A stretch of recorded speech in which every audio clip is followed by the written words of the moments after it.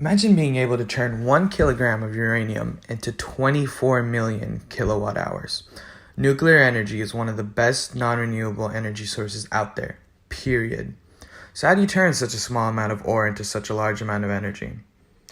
Miners dig up large amounts of uranium ore before making it into usable pellets that are loaded into assemblies of nuclear fuel rods. The uranium oxide is then turned into uranium hexafluoride after enrichment so that it can be used by the reactors. The rods are filled with a moderator, like water, to allow the chain reaction to keep occurring.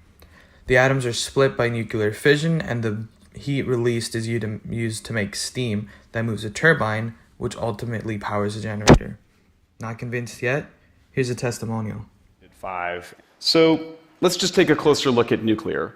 The United Nations Intergovernmental Panel on Climate Change has looked at the carbon content of all these different fuels, and nuclear comes out really low. It's actually lower even than solar.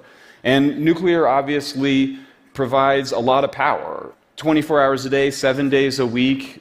During a year, a single plant can provide power 92% of the time.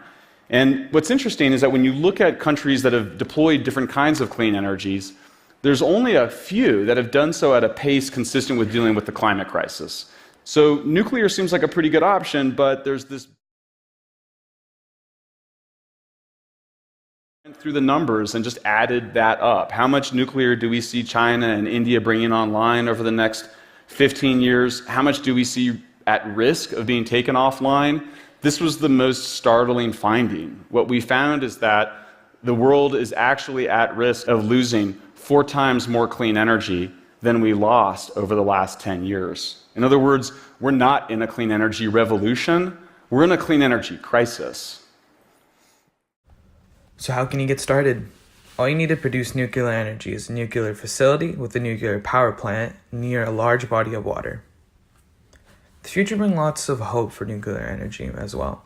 An idea such as laser enrichment aims to make enrichment more efficient. Others plan to make nuclear plants more efficient simply by making smaller versions of them instead.